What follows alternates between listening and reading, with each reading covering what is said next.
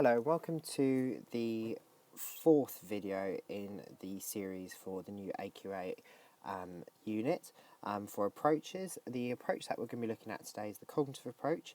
This is obviously for the new AQA spec, and the textbook that we use is the AQA Psychology for A-Level, Year 1 and AS, basically the girl with the green hair on the front. And if you want to follow along, it's page 110 to 111.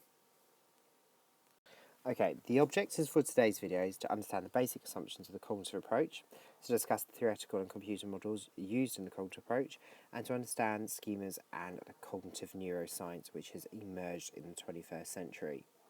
Now, in my previous videos, I've always had the keywords slide up, and here are the keywords for the cognitive approach. So obviously, cognitive approach is its keyword in itself. Cognitive means the mental processes, so this approach is focusing on our mental internal processes. So what happens in terms of our thoughts, perceptions, and how they affect our behaviour. Now, the internal mental processes, processes such as perception and attention mediate between the stimulus and response. So obviously then respond to the stimulus and generate certain types of behaviour.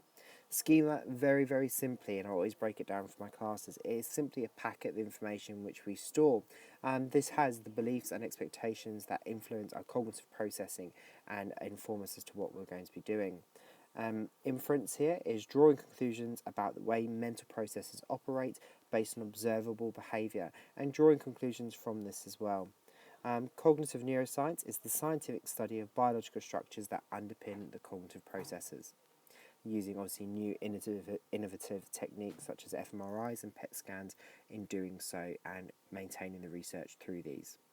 Now, this little diagram really dictates as to what we were talking about in terms of the internal mental processes and really looking at how they mediate between that stimulus and response. So cognitive psychology extends this idea and say that our behaviour is determined by the way we process information taken in from our environment, and by doing so obviously we'll process it internally and it will generate a response as such. Now, the assumption of this approach is direct contrast to the behaviours approach, as they believe in internal mental processes, such as that should be studied scientifically. Obviously, the behaviours approach focuses on studying behaviour that is observable and measurable as such. They look at perception, memory and thinking, and those are the three main areas in which they tend to focus on. These processes are private and can only be observed indirectly by making inferences, so making conclusions based off observable behaviour, and about what is going on in the person's mind. In a nutshell, the three assumptions of this approach are the study of internal mental processes, so really seeing what happens in between that stimulus and response. Abnormality is faulty thinking, so obviously there is a fault within terms of the processes that generate a abnormal behaviour, and information processing, so understanding all the steps that influence our behaviour, and this involves looking at the memory model, etc. Now, the first section that we're going to be looking at is the theoretical models. Now, in cognitive psychology, they prefer to use pictorial representations of the models, and they are made to represent different stages of mental processes that we use and utilise within our thinking. Models are often incomplete or have to be frequently revised because the more we develop in terms of technology, the more that we understand these internal processes. So they are constantly under revision as such. An example of this can be seen through the multi-memory store model and the working memory model, both of which you have encountered recently in terms of your understanding and learning for the memory unit. Now, Baddeley and Hitch here in 1974 to 2000 were the first to really look at the working memory model, and this is an example of how models can often be revised and changed to explain behaviour. Just before we move on to obviously see the pictorial representations, we need to know four main keywords here. The central executive, which simply I refer to as the boss, that determines whether information should be retained or forgotten. Now, obviously, that if it's retained, it's going to be committed to the long-term memory. The episodic buffer, which is simply there for backing up information. The phonological loop, which deals with spoken or written material, so listening, understanding, and being able to process it as such. The visuospatial sketchpad stores and processes information in visual or spatial format, so understanding movements, etc. Now, this is one of the first working memory models that was produced by Baddeley and Hitch, and this is from 1986. as you can see within this model, that it is incomplete, and you can see that it's missing that episodic buffer within it. Obviously, it's still identifying that there is a two-way relationship between the visuospatial sketchpad and phonological loop and the central executive. They are all interacting with one another. So there is still the basic principle within this model that the central executive is the boss, and it determines whether any information should be retained or forgotten. Now, this is one of the new revised working memory model pictorial diagrams here. As you can see, it has got a lot more hierarchical in nature. So you've got the central executive still right at the top there, determining whether information should be retained, and then it's passed through to either the visuospatial sketchpad, the episodic buffer, and phonological loop. Each one of those will determine the information and process it as such, and obviously if it's needed, it will be stored in the long-term memory. And as you can see, the phonological loop, we've got the articulatory control system and the phonological store, which is obviously storing the information of how to speak and what words we're listening to and how we process them as such. Now, we can see from this that this is probably more of a more well-rounded view as to how our memory actually works. Meanwhile, the previous model, the previous pictorial representation, doesn't really give us that full information as such. Really, all this stems from the idea that we view the brain as a computer that has various processes and checks and pluses that then allows us to experience and process information in a very logical format. Now, there is a similar way in which information is processed and retained but like a computer and the brain does. The central processing unit, which is simply the brain, coding the information in a usable format which we can then recall and use at later points. It used to store and hold the information as such. These are proven useful when we're thinking about developing these thinking machines that can possibly have artificial intelligence and can be very similar in the way that we operate. Alan Turing is obviously one of the main people that really put forward this idea that we could create these thinking machines. And obviously the Turing test is one of the main examples of this, who produces, and the real test is to create a artificial intelligence or thinking machine, which can then trick people into thinking that they're actually speaking to another human being rather than a machine. Which obviously there are various examples which we're going to look through in a second. Now, the main idea that really is being influenced at this section is how we view each part of our brain. So the brain in itself is the hardware. So it's that hard CPU processor stand that stands there, we can see it, and we can see it's got all those little gadgets in it, which then allows it to process information at such a substantial pace. Meanwhile, experiences can tend to be the software. So what we experience, what we get through, etc., allows us, and it gets stored and then informs as to how we should be behaving at later points. One of the first programs really that was able to pass through the Turing test was Eliza. Now, Eliza is a psychoanalyst and she's fairly basic as to what we would consider in our times. However, she was one of the first things to pass through at the Turing test, allowing us to establish that the brain and us work in very similar ways. Now, obviously all of this has allowed us, especially through theoretical and computer models, have allowed us to build models and start to think about coding and how we can potentially create these machines that can be thinking machines or artificial intelligence, which then has really laid that foundation into what we are slowly emerging into. Now, all of these machines are really guided by software. They're guided by experiences, and schemas are little packets of information which are created through our experiences. So cognitive processing can often be affected by a person's belief or expectations, often referred to as a schema. Now, these are ideas and information that are frameworks that are created to guide an individual. They start off at our childhood experiences, and they don't just stay static and frozen. They evolve and change. So we might see a chair and only have that schema stored in our mind. But then as we get older, we might see a sun lounger, which is still a form of a chair, but we're going to have to look at all the different features that we've seen. So we'll see the legs. Okay, that looks like it's got legs like a chair. It's flat like a bed. So what is it? And then that is where you guide, and it really informs what you learn about. And as you mature into that adult, you'll start to piece all this information together, allowing you to have this complex network of schemas in which you access on a day-to-day basis. Now, schemas are created through our experiences and contain rich information about objects. So as I said, my example about the chair is the perfect one there for this. Now, they allow us to process and access information about the items around us at a phenomenal pace, which really helps to inform us and get us thinking as individuals. Now, schemas can sometimes go a bit awry, and they can fill in those missing gaps, which we might mishear in song lyrics, etc. Now, the perfect example of this is Celine Dion. So when you listen to The Heart Will Always Go On, some people, because the wording is a little bit ambiguous and you can't really hear it, they will fill in the gaps with hot dogs. If you don't believe me, have a listen to the song yourself. You will hear hot dogs. But you know she's saying heart will go on. Now, the schema hasn't gone awry, but it's seen the movement of her lips, it's seen what it thinks she's saying, and it's going in your mind, hot dogs. And that is why you're saying it. Now, this is what a schema does for us. It informs us about objects and what we might mishear, whilst sometimes it can be slightly problematic if it's a bit ambiguous in nature. Now, with all our understanding about the theoretical and computer models and schemas and how they really are essential, the main thing that the cognitive approach has really helped to continue to develop in us in society is cognitive neuroscience.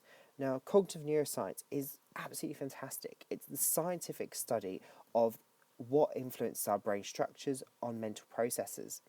Now, this involves mapping areas of the brain and linking them to cognitive functions. So identifying the different various functions of, for example, the Broca's area or the Wernicke's area, and finding what are they actually responsible for. As we know, they're responsible for obviously language comprehension and speech, etc. But they do have their own localized functions. Now, as a result of the technology developing, scientists can systematically observe and describe the neurological basis of these mental processes. So therefore, they'll get a complete picture as to what is going on within your mind. And obviously, these three areas that I've identified are absolutely essential in terms of demonstrating cognitive neuroscience and how they've really established what each one of these regions are part of doing and their function within the brain. So obviously we've got the prefrontal cortex. Now the prefrontal cortex is often undeveloped within teenagers. Now this is seen to be the rational part of the brain. It makes you more prone to thinking things through and makes sure you don't complete risky behaviour, which could put you in a very vicarious position. Meanwhile, we've got the parahippocampal gyrus here, which is the main focus of this in terms of the social context is the ability to pick up on cues, social cues, and without any verbal communication. And obviously, picking up and recognising when someone may be being sarcastic in terms of their tone and the way in which they are dealing with you. Meanwhile, the Broca's area deals with the idea of language processing, so how we look at and understand the language in itself. Now, without the use of the cognitive neuroscience, we would not have a complete understanding of these three different areas, which is absolutely essential because it has allowed us to then find out these functions, and if anything was to happen and they were to get damaged, we would know what the repercussions would be of these. Now, the use of computer-generated models have been designed to read the brain, and this has led to the development of mind mapping techniques known as brain fingerprinting. So really, we can find out what is going on inside that brain and what areas are starting to flare up when we are speaking, when we are listening, and how they are interacting with one another. Now we're going to move on to the latter part of the video, which are the four main points of evaluation. We've got the scientific and objective methods, we've got machine reductionism, applications to real life, and less determinist than other approaches. Now, one of the first major evaluative points for this area is scientific and objective methods. So when we're studying the mind, cognitive psychologists favour lab experiments. So this is your time to shine. You should know what a lab experiment and what are the key features of it. So have a little think now.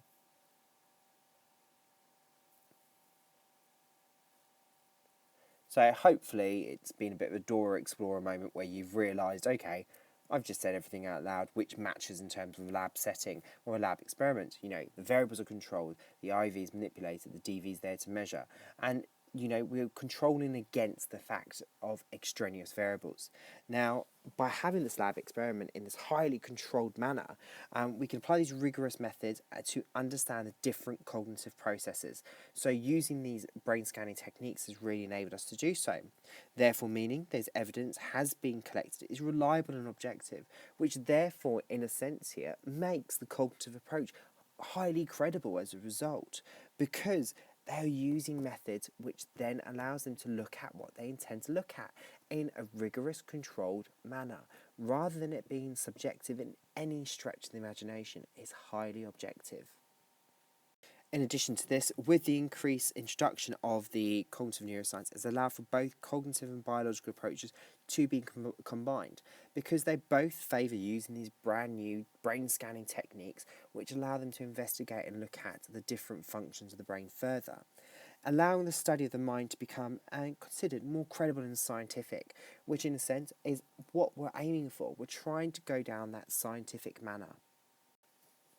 Now, the next evaluation point here is machine reductionism. So obviously by now you should know what reductionism means. So obviously this is reducing complex behaviours down to simplistic explanations. Now, the computer analogy really has become increasingly criticised, purely because it ignores the fact that we are human beings. The fact that, okay, we have got emotions. We aren't just this series of processes, and we are something else besides that. Now, this is due to cognitive psychologists suggesting the mind is just a series of processes. So with inputs, outputs, storage systems and central processes. That's all we are according to them. We aren't anything that in terms has any free will, any sense of drive in terms of ourselves. Now, as I said, the cognitive approach ignores the role of human emotion and motivation on cognitive system and how this may affect our ability to process information. If you're particularly tired or maybe a little bit emotional, it might make you a little bit less prone to actually do well in a lesson in terms of processing information. You might not therefore have the full ability or efficiency of your memory working. Now, as it has been found that anxiety can influence an individual's recall and memory, and that's just our bit of evidence there. So therefore, this is a problem for the cognitive approach. It's lacking some form of credibility here, purely because we aren't just a machine. We are something else as well. Now, Johnson and Scott really reiterate this for us in terms of their research. Now, Johnson and Scott investigated the weapon focus effect. There are two conditions, one with a weapon and one without. Both conditions were outside a lab in the waiting area, and participants thought that they were listening to genuine exchanges inside the lab setting. Now, in condition 1, there was an amicable discussion about the equipment failure, and a man emerged holding a pen with greasy hands. Whilst in condition 2, there was a hostile, so confrontational discussion, followed by the sounds of breaking glass, and a man emerged holding a paper knife and bloody hands. This is what we call the weapon focus condition, because what we're hoping is that the person's going to focus more on the weapon than trying to remember the man's face. Now, the participants who were asked to identify the man from 50 photos, 49% could identify the man in condition 1, compared to 33% in condition 2. So obviously having that high anxiety there in terms of a man emerging holding a knife or bloody hands would decrease the reliability of your memory. This shows that high anxiety reduces the accuracy of facial recognition, and to high anxiety attention is drawn to the central features of the crime, so the weapon in this case, and thus there is a less recall of details, so the perpetrator's face and all those other details which might be essential to hopefully get the man get convicted. The next evaluation point here is real life application, and notice it's got a little sad face on this, so it's not a positive point. So as we know by now, the cognitive approach focuses on inferring about mental processes from the behaviour that they have been able to observe and research. So inferring, making conclusions of observable behaviour. Therefore, as a consequence, the cognitive approach sometimes suffers because it is theoretical and abstract in nature. It is more theory-based, it's more about these models that have got the potential to do something. Meanwhile, actually, it might be a little bit more than that. As well as this, they use artificial stimuli tests to test the concepts, such as memory. Now, as we know, it would work very differently in real life. So the issue with this is that they do not represent real life. They do not represent how you work in the classroom. It's very, very different. Therefore, the research on cognitive processes may lack external validity, which therefore questions validity of the cognitive approach as a whole. Now, the counterpoint to what we've just discussed is the cognitive approach has been applied to many theoretical and practical concepts. This has allowed for important contributions to be made in fields such as artificial intelligence, AI, and development of thinking robots. Therefore, this approach is essentially contributing to revolutionising the future, making sure that, okay, we're going to have these machines that could potentially work and feel the same way in which a human does. So start to think the same way in which we do. Now, the next little part of our real life application. Now, notice again, there's a little smiley face, so this is a positive point. Now, the cognitive approach has led to the development of therapies that have positively impacted the lives of patients. They have started to really help those who have various types of anxiety or emotional issues. Now, the two therapies that we look at is REBT and CBT. So REBT is rational behavioural cognitive therapy, which simply is turning those irrational thoughts rational, and then we've got cognitive behavioural therapy as well. Now, what is the goal of REBT? So Ellis in 1962 proposed that we have two basic goals to feel relatively happy and to be free of pain. In Ellis's view, rationality consists of thinking in ways that contribute to the attainment of these goals. See, rationality consists of thinking in ways that blocks this attainment. So we need to start to set long-term and short-term goals as to what we want to achieve. And it's starting to combat those irrational thoughts that then allows us to achieve these goals that we've got in place. Now, these are the key ideas of REBT. And you might sit there reading this going, there is an awful lot of words on this slide. But the crux of it is absolutely essential. Now, they believe and they argue that emotions and thought are closely related to one another. And what happens in this is that they start to interact with each other. When someone gets sad or they may feel a bit, not really up for it as much, they will start to think about the idea of the relationship between that thought and emotion point here in terms of us as cognitive psychologists. Now, they will start to go, okay, hang on here. Now, thought and emotion are closely related to one another. Now, if you have negative thoughts, it will impact on your emotion. If you have negative emotions, it's going to impact on your thought processes as well. Now, I believe that this circle and this cycle is forever going on. So if you start to have some negative self-talk statements, which are statements in which you talk to yourself and you state particular goals or objectives about yourself, that will then generate and modify their emotions. So if you have a self-talk statement which is I am useless, I am worthless, in your terms of your thinking processes, then that's obviously going to impact your emotions, and that's going to maybe cause a form of depression to emerge as a result. Now, it's all about looking at the cycle and seeing how we can change the thought processes from being irrational to rational thought processes that will be positive and help you attain your goals, which will then obviously ensure that your emotions will be positive as a result. Now, the main thing that we always use in terms of our therapy options is actually how useful is this therapy option. Now, the REBT has arguably been seen as a highly effective method in terms of treating patients. Now, Ellis in 1957 states that 90% success rate over 27 sessions. So it is highly effective. However, he does concede his view slightly in terms of the goal of if the patient does not put those revised thoughts into action or thinking processes into action, then they can go back to these negative thought patterns, which will then have that bad impact in their emotions. Now, the last point is it's less determinist than other approaches. So the cognitive approach is founded on soft determinism. So in a sense here, it recognises that our cognitive system can only operate within the limits of what we know, but that we are free to think before responding to the stimulus. So in a sense, we have got some elements of free will operating within our consciousness. This is more reasonable, interactionist at most in terms of a key word. And it's not the same as the hard determinism that other approaches do take as well, because it does recognise that we have got some freedom in terms of our thinking processes. Now, that's it for the video today. Obviously, if you have got any questions, let me know. But thank you for listening.